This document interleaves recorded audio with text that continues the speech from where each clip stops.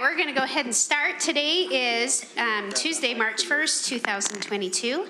Let's start by indicating who's here with Julie. Julie Jackson. Connie Burgess. Nicole McDermott. Chris Wynn. Clark Nelson. Rich Nye. David Garrett. And Karen Winder. Terry Bodden will be joining us shortly. He is out at a school right now at a meeting. All right, we have two admin reports for our 5 o'clock meeting. The first, construction capital update by Don Adams. And I learned that it's not just a Nagel, it's Nagley. I have been saying it wrong this whole time, so I apologize, Justin. Thank you. Anyway, we'll turn the time over to them. Great, thank you very much. Just here to hopefully be faster than Ben Horsley on his presentation. I'm not exactly, I'm not going to sweat that. I think that the March construction report's a lot easier than trying to give legislative updates. So let's start off with security upgrades. This is really informing you of the upcoming, about to begin construction of some security systems. So Hartvigsen, one of our more simple remodels, we received the bids 2 or 3 weeks ago. It's on your packet for approval tonight, and we can begin and finish that in advance of the start of next school year. I believe, Justin, we're going to try and do that while school is in session. I'd like to start. I think we can. Right. Rolling Meadows, similar, a slightly easier security remodel.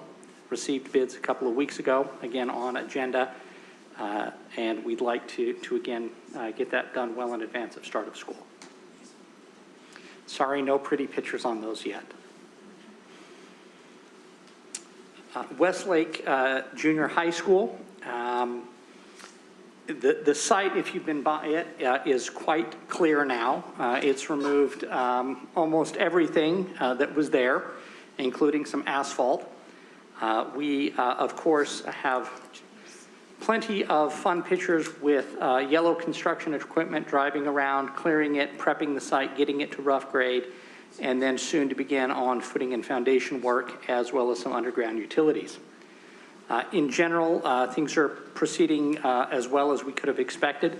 Mother Nature and weather are on our side. Unfortunately, that means not enough snow in the mountains, but the construction guys are very happy.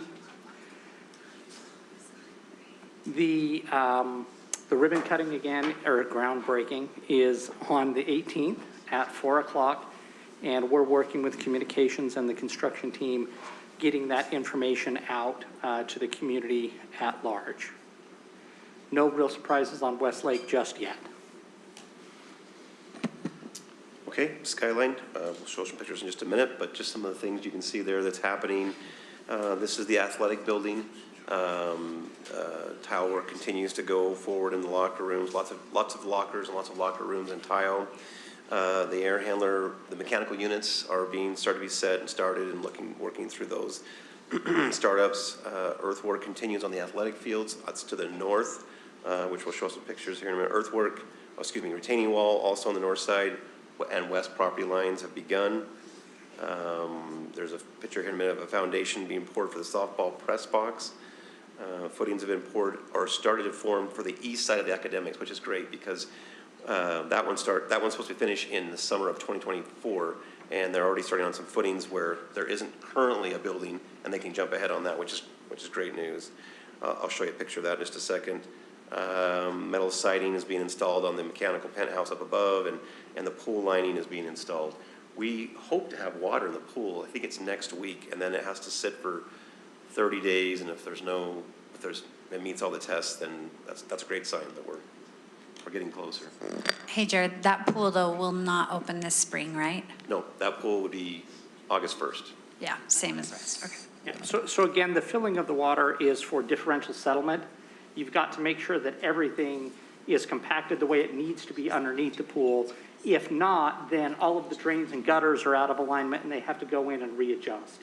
So this is a testing and settlement period for the next 30 days. Not a, hey, let's go enjoy the water, start up the pumps, Right. put chlorine in Right, it. right. It's purely for testing. Yeah, thank you.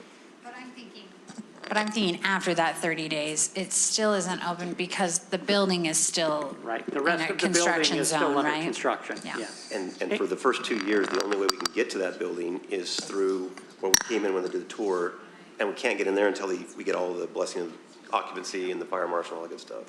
Yeah, the pool might be full, but the pool deck's not ready, nor the locker rooms, nor the air system, or. Okay.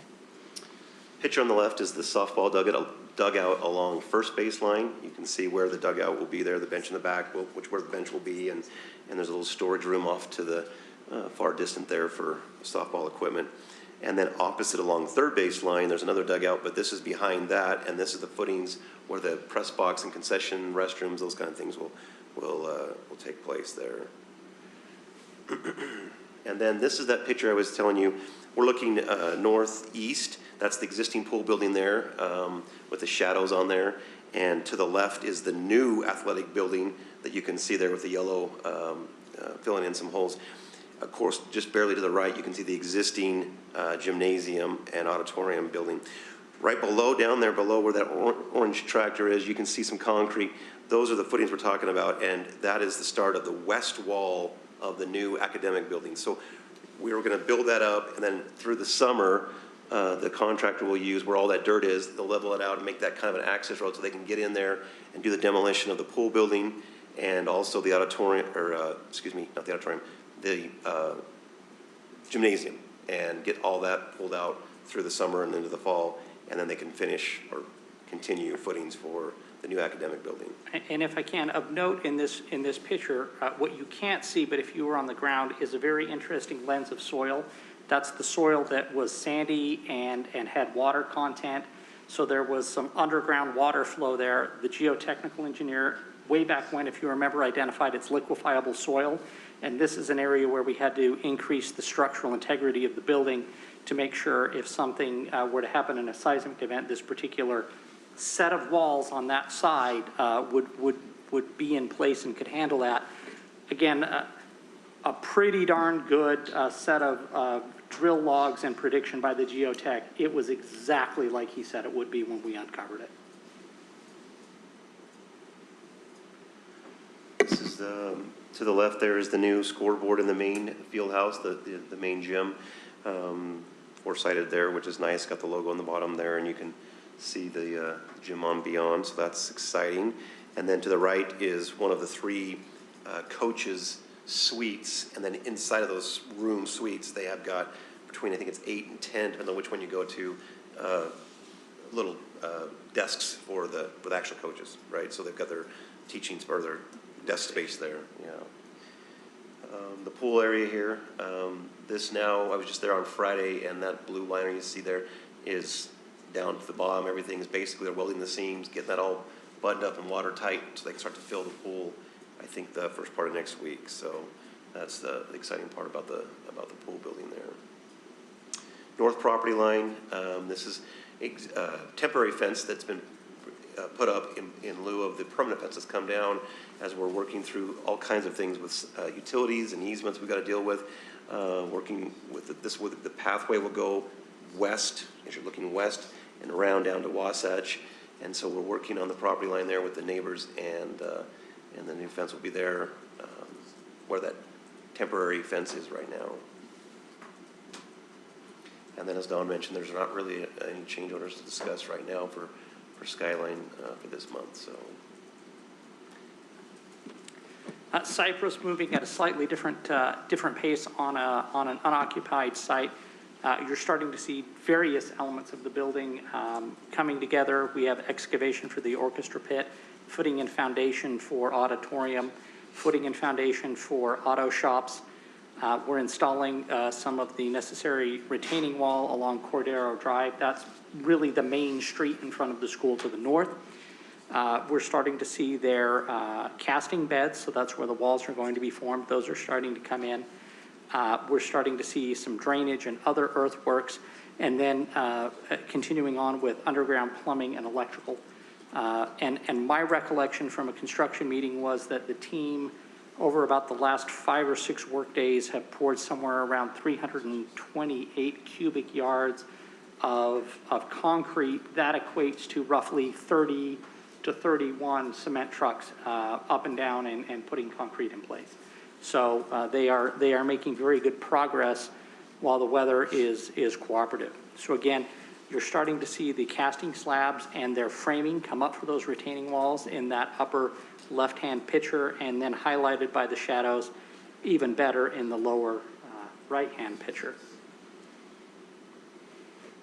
A lot of material is showing up on site. That's good for us because that means that they're trying to purchase the site or purchase product at a locked-in price and avoiding cost escalations. So we're more than happy to see excess material show up on the site. You mentioned kind of the weather. So what is the magic temperature that it's not wise to pour concrete? Just curious. Are we being March? Are we kind of coming out of the magic temperature is a danger matter zone? of money. If you wanted me to pour concrete in -20, I could pour it all day long with the right precautions. What we're really trying to do is make sure that as they compact the engineered fill underneath the concrete, that it gets down and it gets protected from additional moisture coming in and additional frost or freezing penetrating that before they put the concrete on. It's a matter of procedure and protection that allows us to proceed. What we really don't like, I would say, is mucky dirt weather.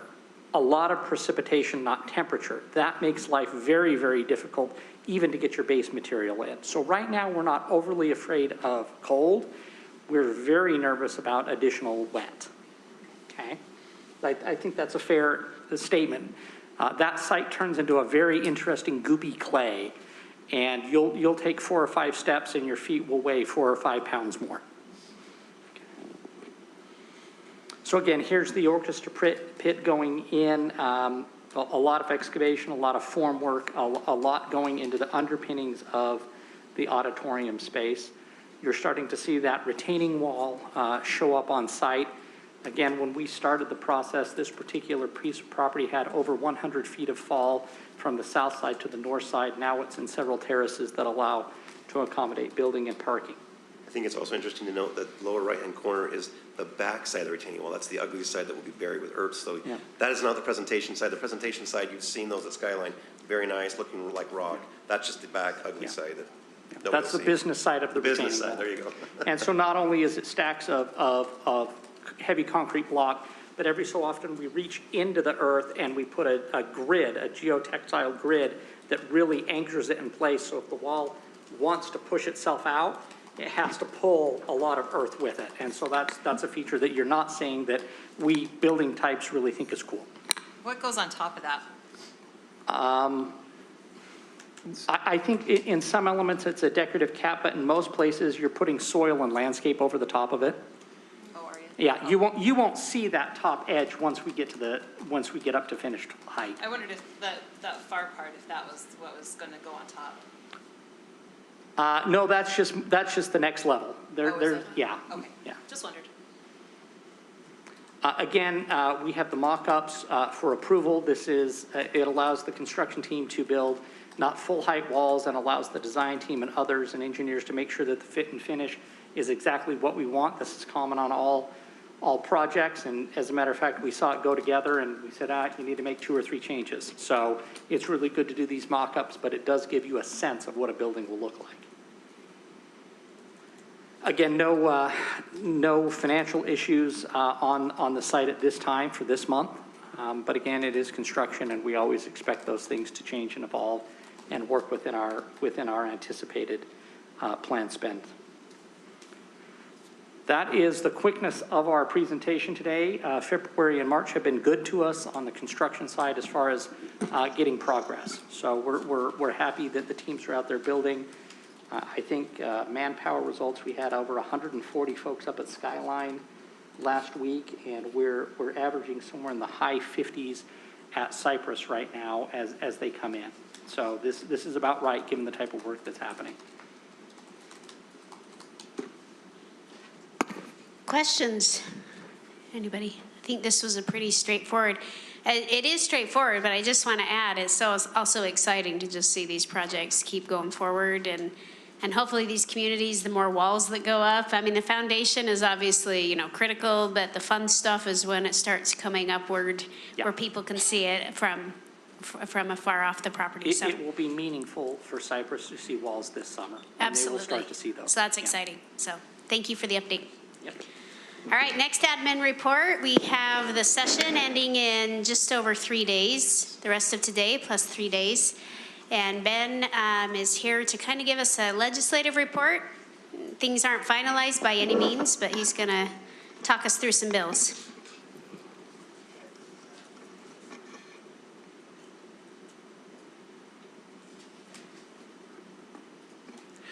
So thank you. I've got a lot of information prepared, and I was just going to go as fast as I possibly could, but feel free to slow me down if there's something you would like a little bit more information on. I've got this broken down into a couple different pieces, just a review of the legislative calendar to kind of see where we're at with the final few days. Talk about where we're at in terms of funding and some of the retirement initiatives that have come forward. Go over some of the past bills that have already gotten through the process, some that have died along the way, and for better or worse, and then some lingering bills that are still out there, as well as a reminder of how much of an impact the session has on us on a regular basis. So you can kind of see today is the last day for a motion to reconsider and to consider bills from your own chamber. So from here on out, you'll see the legislature only being considering bills from the opposite chamber, and that's how it'll be for the rest of the session. Every morning, those boards will be wiped and reprioritized based on leadership and what they want to do, and have the body consider. So any bill that has died up in this point in time that does not get pulled back for reconsideration is dead at this point in time, cannot come back.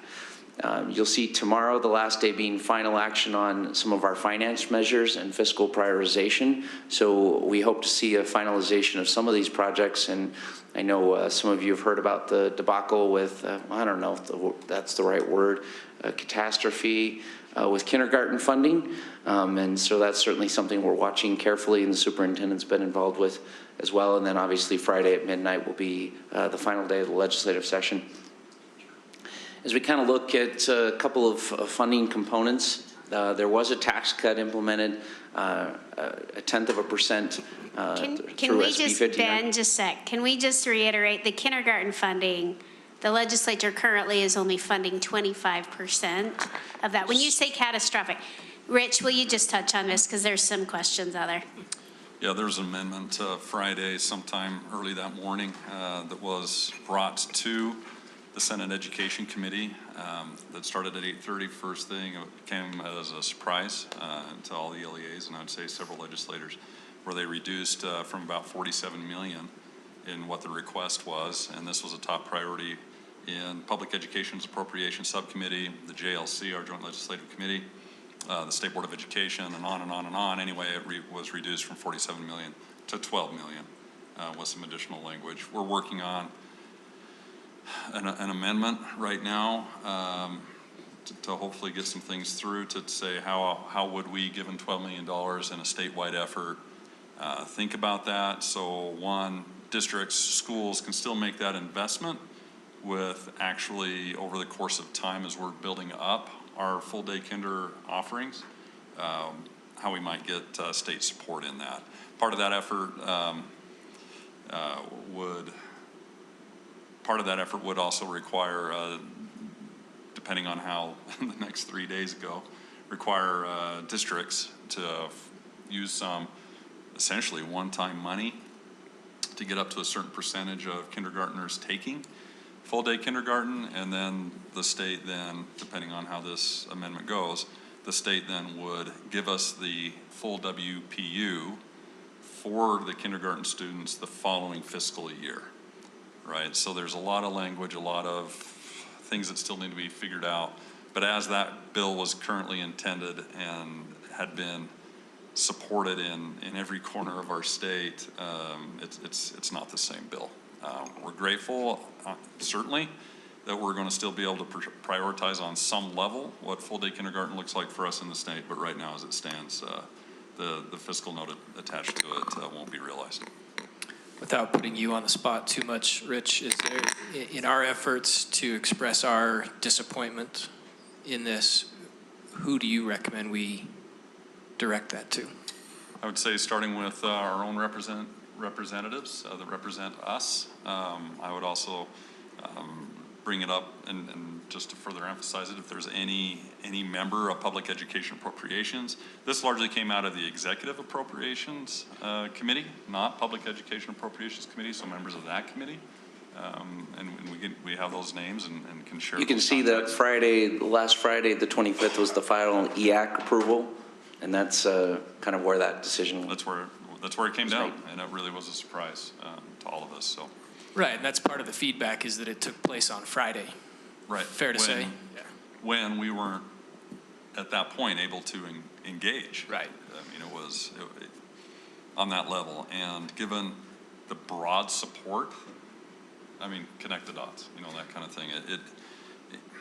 It was just unfortunate timing and caught a lot of people by surprise, and certainly doesn't capitalize on the intent of that bill. Were they intending that 12 million to? What were their intentions? Because I know this has an impact not just on hiring teachers, but it also has an impact for a lot of districts on having the physical facilities for this. What is their, did they say anything as far as the justification for cutting it to 12 million? What is that 12 million supposed to cover? So there wasn't really any context or commentary in terms of the why it went from 47 to 12. The language of the bill was also amended to say essentially if a school district had already made some investments in funding full-day kindergarten, they couldn't have access to the 12 million. Really? Does that include if it's a I know we have some Title I schools who have taken their Title I money. Does that mean that they would not? They would not. There is some language in an amendment that would pull back from that a little bit, but not so far as those schools that are using Title I. So one school district in particular, they used ESSER funds, which are one-time funds, right? And they're going to expire in a couple of years. We're going to be done with those funds. And they invested those in there, and according to that, they wouldn't be able to supplement. So they used some supplant language. Now, the amendment of the bill that we're hoping to get is they wouldn't be penalized. Any of us wouldn't be penalized per se for using those types of funds. Now, because it is only 12 million, I would anticipate for Title I schools that are using their Title I funds to provide full-day kindergarten, they wouldn't at that point be able to use state funds to supplement, because then it becomes a supplant issue, right? Those funds for full-day kindergarten to reallocate Title I funds to something else on that campus, right? So these are the discussions that are ongoing. And we also, when it comes to supplanting Title I funds, we can't necessarily say, well, okay, this school is already using that, so we're going to take and fund something a little bit differently over there. I mean, there's ways to navigate that, but it is as it is right now.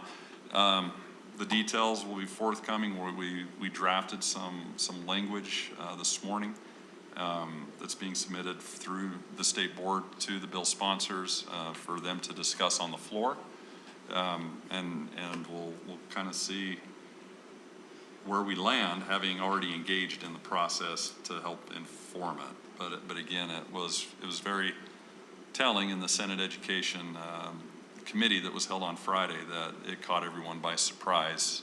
The presenters that were there had prepared slide decks based on the previous bill and the previous allocations, and all of a sudden now that all became irrelevant. So really, it's one of those moments where it ought to have been different. There is some appetite, as we're being informed, to revisit it again next session. But as you know, that's next session, right? And that's indeterminate at this point. So we're trying to shore up some language in the bill right now to what does it look like ongoing, and we'll see if we can get some more favorable language to that effort passed in this bill. Rich, I think we know what the worst case scenario would be. What do you think is the best case scenario at this point? I would say an ongoing commitment in terms of if we get to a place where districts can start making those investments, and then the following year we get funded on the WPU for those kinder students, a full WPU for kinder students, that would be an ongoing commitment to fund it, right? Now, it becomes a forcing function at that point, and that creates some feelings, if you will, right? If let's imagine like an Alpine, a Granite, a Davis, all of a sudden we all come to that point where we're funding, of ourselves with one-time funds or whatever funds we choose to use, 75% of our kinder, then all of a sudden that next legislative session, it obligates them to fund it greater than maybe what the 12 million would cover, and that would have to be made up. So it's. But you we'll don't see if think we'll that's get any tenable. more funding than 12 million at this point? Can that not be changed still, or it There can? has been precedents in the past where if there's enough public outcry, if you will, where we've seen where something has been cut back on that final EAC approval, where some funds got pumped back in. There's been a couple things in the media. We're hearing from some parents and families as well. They're like, what does this mean for our kids and grandkids? So there is some of that. We're reaching out, again, speaking with legislators, speaking with those stakeholders, saying, yeah, this kind of hits hard in what we're trying to accomplish. So there's Thanks always for your that efforts. element of hope. I tend to be an optimist, but at the same time a realist. I don't know that we're going to see more than 12 million, so that's been hard. All right, we could talk about that bill all night long, but let's get through some other important stuff. I would just briefly add some commentary in the most mannerly way I can possibly manifest. There's clearly some politics happening, right, with respect to funding, because the funding is there. There is plenty of revenue in the quote-unquote education fund. So it'll be interesting to see how this plays out these final few days. There is the ability to fund it these last few days. There's obviously some rules that would have to be adhered to through those bodies. That being said, that does put us in a rather tight position. The tax cut was quite minimal statewide. It was about $200 million. And really didn't impact whether the WPU would be increased or not, because again, there is plenty of education revenue. It's anticipated there will be a 6% WPU increase, but that really sounds great until you start considering some of the mandates, unfunded or otherwise. I've thrown full-day kindergarten in there as one of those pieces. There's a school nurses bill we're going to talk about in a second here that it wouldn't require. They've modified that language, but it's pretty much a mandate when the legislature says this is the desired ratio of school nurses you should have. That would require us to hire an additional 17 nurses. That's 0.75% of a WPU. So you can kind of see that 6% starts to get dwindled significantly. And considering the rate of inflation, 2 to 3% on a regular basis in a normal year usually just covers our costs as they increase year to year. So really you, in order to provide salary increases above and beyond that, beyond your priorities as a board and as a district, you would need to see a 4 or 5% WPU increase. So 6% doesn't look like it's going to carry very far, and I'm trying to be as optimistic as I possibly can when I say it that way. I would say that there was a couple of great retirement bills, two in particular, one sponsored by Representative Winder, we know has been a great friend to Granite School District for some reason, and all those bills actually got pushed to the interim, so we're a little bit disappointed in that as well, because they would have potentially provided some relief during this hiring crisis. I'm going to go through a couple of different bills for some, I just pulled screenshots from some of the funding components.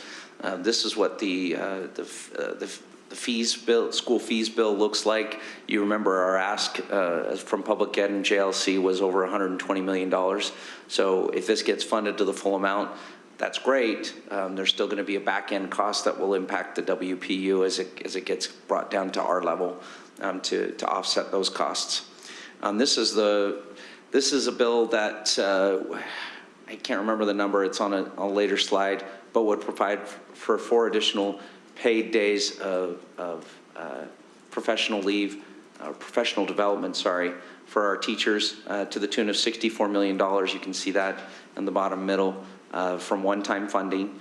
Again, a great piece We would like to see a greater, larger investment and an ongoing investment in paid professional development for our teachers. As you're aware, Granite School District already has the longest teacher contract in the state with the most amount of paid time on that. So we would certainly look to enhance that. Julie? Is this professional development hours, or this is just professional hours? Professional hours, so planning So it time. doesn't have to be, Yep. okay. This bill was kind of run when there was two actual bills that came forward. Another one from the sponsor was running the curriculum bill and to give educators more time to provide that transparency. That was the intent of that particular bill. This one actually came through and without any strings attached to how the planning time would be used, just additional planning time for teachers. So again, a much needed piece. But an ongoing effort would also have been appreciated as well. This is a special bill, and it remains to be seen if this comes through. You can see none of it's prioritized, but the request for was $248 million to assist with one-time funding from basically find a way to assist schools who struggle. This would primarily benefit school districts who have maxed out on their capital levies and have other structural issues. In the bill itself, there's grants that would need to be applied for. I question how much of this we would be eligible for. The hope and desire is that we might be able to offset some of the costs of the Westlake rebuild and our portion of that. And that might still be feasible. We'll have to see what the language looks like at the end of the day. This was TSSA additional funding we anticipate coming through. We usually see, this is already passed through on the initial base budget, and usually Granite District's portion is roughly 1/10 of that, so an additional $1.6 million would go directly to schools as part of their TSSA plans. This was that other bill that I talked to you about that didn't come through. Actually, no, this is a different piece. This is an additional $10 million, kind of a bonus.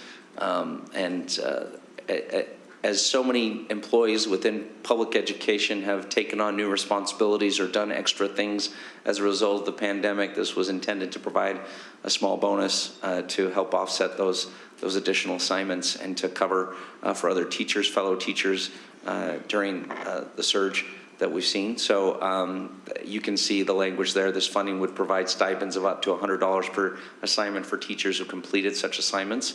So it'd be very specific who could receive that bonus stipend. Obviously, there's been a prioritization in terms of mental health, so we're seeing some additional $1.2 million to help Safe UT expand, and that's going to be helpful. We'll obviously have some intrinsic benefit to that. This was, you may have heard during the middle of the session, the state and even the governor announced part of it, additional funding for $3.7 million to improve feasibility studies for school seismic plans. I put this up here because we won't get any of this money. and as we all are aware, 3.7 isn't going to cover a lot of anything in terms of school construction costs, as we're very aware. And because Granite's been very on top of our seismic stability and an understanding of where our condition of our facilities, we won't benefit that way either. So it's nice to know that the legislature and the state feels a need to publicize our seismic needs. It would be even greater if they would help fund to replace those buildings. So tongue in cheek, I'll keep moving. Okay. You probably heard of the period products bill. I expect this will go through, and it does provide some one-time funding. There are some generous donors, and we've been working with some of the sponsors of that legislation to see if Granite can be an early receiver of these machines and be participatory in that regard. And so there is some funding attached, but the notion is that long-term, this is an unfunded mandate we will have to pay for, obviously, just like we pay for toilet paper, we'd be paying long-term. It's nice that they'll pay for the machine on the front end, but that is something that we would be responsible for ongoing. No, because when we asked at the JLC, she said that there were sponsors that were going to continue to provide those products. I heard that same thing. I anticipate at some point in time this will impact our budget. The best intentions, right? And I don't want to be critical of anybody's effort. is something that is very appropriate and very necessary. But I think at some point we need to anticipate that that will come into our budget. So now that we got through the fun part of the presentation, and maybe catastrophic was the right word, here's a couple of bills that have passed that will impact us. The in-person learning amendments, that was the removal of the Tssa program that passed early on in the session. HB 21 requires some additional water testing for lead, and because of the vast amount of funding that's available for a variety of purposes, it does actually come with a line item this year, so that's helpful. I don't know how much of that we'll actually be eligible for based on the fact that we've actually been doing a number of these types of testing on a regular basis anyway, but we'll have to see how that plays out with what we've already done as part of Dawn's program and division. HB 114 is that school nursing service amendments, where I anticipate that based on the new ratios that were passed, and we were supportive of this bill. I want to be clear, we do need more school nurses, but without funding attached to help pay for that, the funding mechanism was intended to be the same funding that's ongoing that we could utilize for social workers and other things which we have prioritized in this district. And I don't think we're ready to cut some of those services in turn to pay for nurses. So in order to come into compliance with that new ratio level, that would require new funding. HB 184, teacher professional development amendments. This is the bill that we needed to pass, and it provides a shortened amount of time to adjust our calendar for allow for changing up days and allowing for additional professional development days, which we did earlier this year. So that codified that. HB 230 is a great bill that will actually consolidate information at the state level to help refugee students who come into our schools and identify their appropriate age and start maintaining records when no such records exist. And because the Tumaini Center is such a large part of what we do, and many of these refugee students actually settle, this is going to have a huge impact with the way we provide services. We're grateful for that support, and there was some funding that actually came along with that program, so that will be helpful as well. And then HB 396, we've already discussed that. Here's a couple of failed bills that you might have heard about. HB 79 was an attempt to change the state school board and allow the governor to appoint those individuals similar to the Board of Regents. HB 128 was something that's been discussed for a long time that would allow for impact fees for new construction. And it's not something that would necessarily impact Granite to the degree that we're seeing in other districts where we're experiencing significant growth. But that bill does not look like it's still sitting in rules and is unlikely to make an appearance on the floor at any time soon. HB 135 was a bill that codified that we need to provide in all of our board meetings something we already do, which is public comment time. And so kind of an unnecessary bill. HB 170, I'd just rather not talk about. So if you'd like to ask me later when I'm not in fits of tears and rage, feel free. HB 285, this was Phil Lyman's bill, and it would have provided... Okay, I'll explain it. Can I explain it? Feel free, I need a drink anyway. Okay, so, because you just can't skip over a line item, come on. Anyway, so this was a bill that was run that would basically establish an additional line item on your tax form that's meant for money to go straight, for districts to be able to collect a tax specifically for our SROs, to get funding, because we spend, $4 million on our police force, and that's classroom money. That's teacher, that's M&O money. And so the thought was, hey, let's give districts the opportunity, the choice, not a mandate, but the choice to basically put an extra line item on the property tax notice. Then that money would be earmarked specifically toward police help. But it got totally blown up in flames real quick in committee meeting. I would, Did I miss anything? No, I'd just clarify that our $4 million is not just our police force. It also includes money we expend in our partnerships with agreements for SROs with other agencies as well. As you're likely aware, we've seen an increase in violent crimes and other issues, security threats and other issues that have occurred on school property. And not all of our allied agencies fund police officers to the same degree and rate. And so in some places, we've had to increase and bolster our police force. And we wanted to be able to have some flexibility to do that further without pulling from classroom money. And unfortunately, it was not seen that way on the Hill, and went down on a vote of 1 to 11. So that is, it doesn't get much more in flames than that. So if I curl up in fetal position after this presentation, that is why.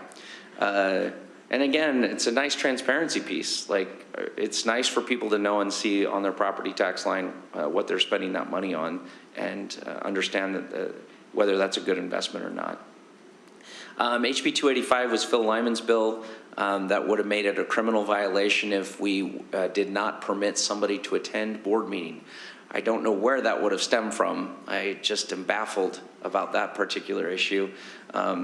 But if all of you remember May 4th, it was a very special day in many of our hearts.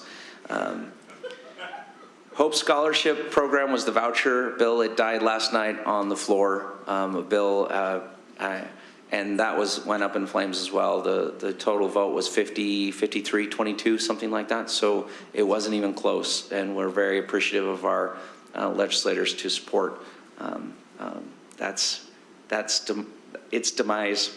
HB 366 was another bill that would have been somewhat onerous to our teachers, and I'm probably putting that lightly. HB 422, this was a bill that would have allowed students, I believe 17 years or older, 16 years or older, to vote in school board elections. This is a bill that's been run, I think this is the second year, maybe the third year, and it has failed as well. And then SB 157, that's a fun one. I'd encourage you to go read it if you get bored with Doug's presentation later on. He's reading it right now. That would have allowed schools to be sued in certain circumstances. It was kind of an interesting bill, and not sure what the intended outcome was. There are a couple of ongoing bills that we should be paying attention to. HB 11 is the bill dealing with athletic participation, and obviously impacts certain communities, certain minority groups, and at-risk students. So we should be paying attention to that. HB 113 is a bill that was combined with a Senate bill that will actually modify the funding formula for students with disabilities, and we very much support that bill. HB 193 we've been discussing in terms of its funding and how that's going to come and shake out. HB 211 is the school fees bill. HB 274 is a bill that provides additional, as part of the sex education curriculum, discusses risk and features for students who, for sexual assault. It provides additional information and will require the state board to develop curriculum so kids can be on the lookout for sexual assault. HB 315 is a bill that's hopefully going to go through. That's a modification and enhancement of our high poverty schools bonus program that many of our schools use to attract and retain excellent teachers in some of our more challenging school environments, and this will expand the program to include K through 3 teachers. So we're very excited about that, and it actually got funded as part of the knife fight last week, so that was incredible as well. HB 374 is a fun one as well. I'd encourage you to read that one, and talks about certain types of pornographic materials and uses some definitions. It's been modified significantly since the initial bill. We had significant concerns about the initial bill, and we're more supportive of this second substitute. And so HB 380 deals with school enrollment amendments. This is an excellent bill. It changes 2 words in code and will, sponsored by Representative Winder, it will allow us to move up the open enrollment period for special permits by 2 weeks, which gives us our principals an extra 2 weeks to decide their their staffing plans for the next year. So it's just kind of, we get in this time crunch this time of year, and it's very stressful for our principals. This is the one thing I've heard continually from the mouth of principals, and after 12 years of hearing it, we finally got a bill passed. And so we're very hopeful that we'll make it through the entirety of the process. SB 114 would require some additional public, what's the way to put this? In summary, this is would put some additional requirements in place as we adopt curriculum. And so mostly additional public comment time and parental review processes. I don't think we're necessarily afraid of this bill. I think a lot of our materials are widely available. All of our materials are widely available if anybody wants to ask. This would give us some additional hoops to jump through. It's not necessarily a bad thing, but at the same time, obviously more requirements take more time, right? We have worked with the sponsor on this and had some good communications about modifying some of the language to make it a little less onerous, but still provide that transparency piece that he's looking for. But we'll see how that bill ends up at the end of the day. SB 245 passed out of committee yesterday. It's got a long ways to go, but we're very supportive of any efforts to adjust some of these accountability programs. This one is specific to the turnaround program and provide some much needed modifications to that particular piece, as that sometimes does impact us. That being said, as you receive the legislative tracker, there's a lot of bills on there. The ones that we have been particularly paying attention to are about 115 bills. And so it's been a busy session. Those numbers continue to grow, but that's kind of where we're at this point in time. So with that, are there any other questions, or are we ready for dinner? Did I miss the athletic director funding bill? So that bill died yesterday or the day before. I can't remember what day is it. It's Monday. Yeah, it would have been yesterday. And the funding mechanism wasn't there and did not get support in the Senate Education Committee. Thanks.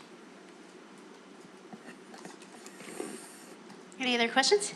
Okay, Julie, I was looking right at you. I knew it. You could feel it. Felt it. So Ben, I'm just looking for unfunded mandates, and I'm seeing the nurses, and I'm seeing a potential for kindergarten.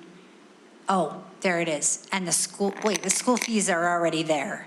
Well, it depends on what the final language looks like. To the tune of the expectation and the requested priority funding was 120 million, and it's looking like 55 million will be the final push through. That's going to be something we're going to have to look at.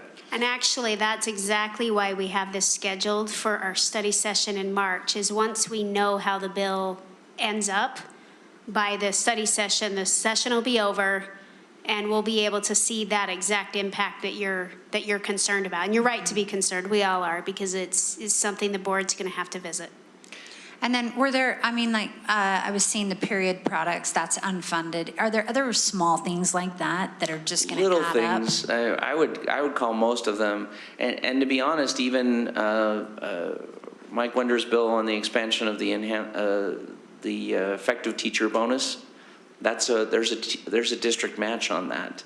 So we pay a portion of that out of pocket too. So there's several $100,000. I would consider that smaller, but still going to have an impact on our budget. It's still significant. Yeah. Okay.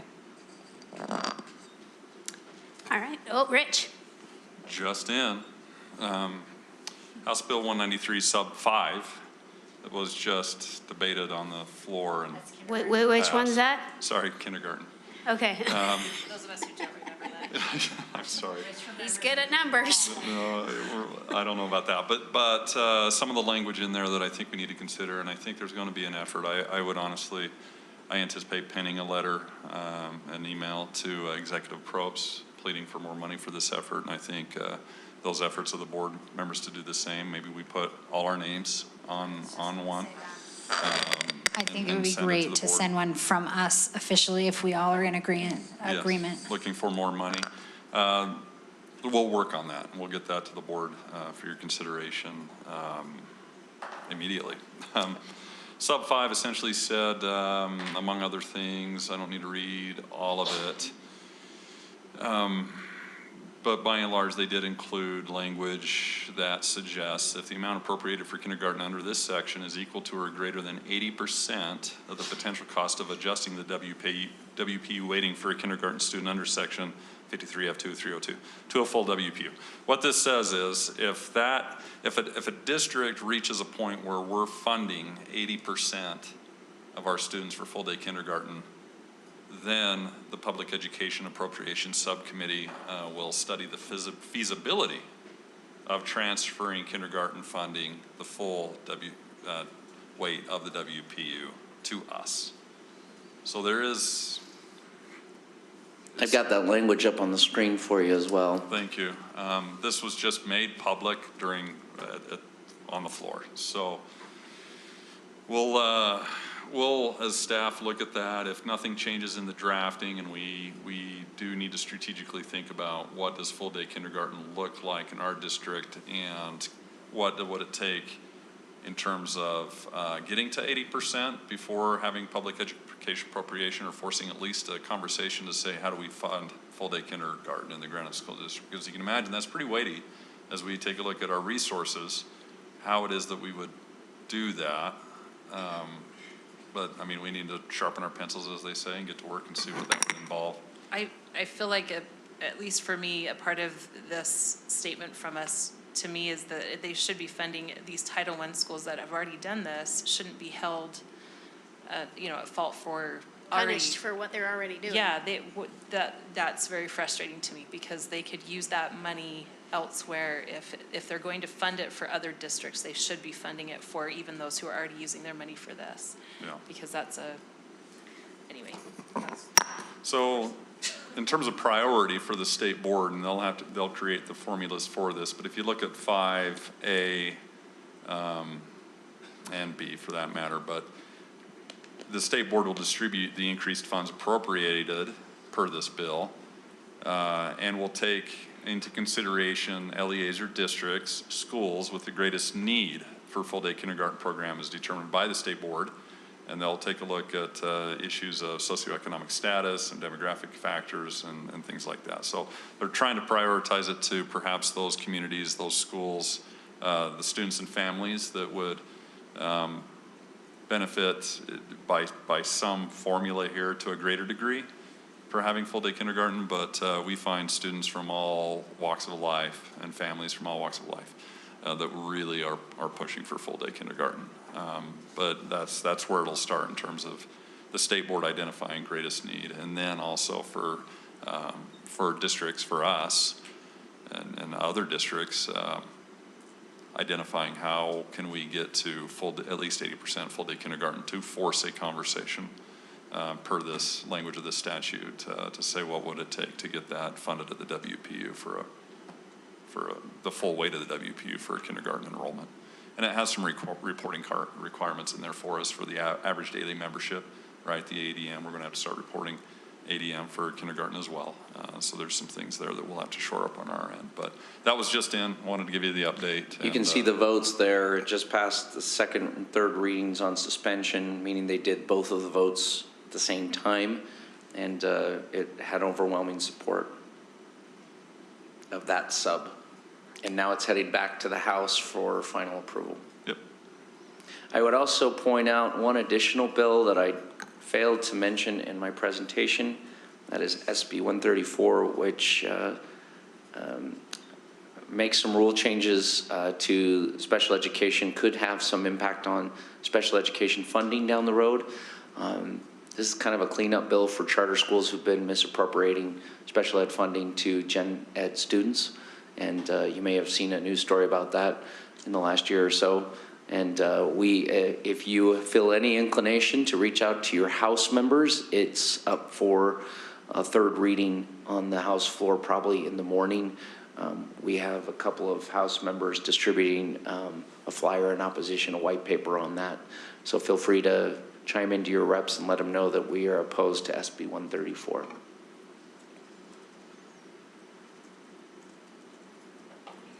Okay.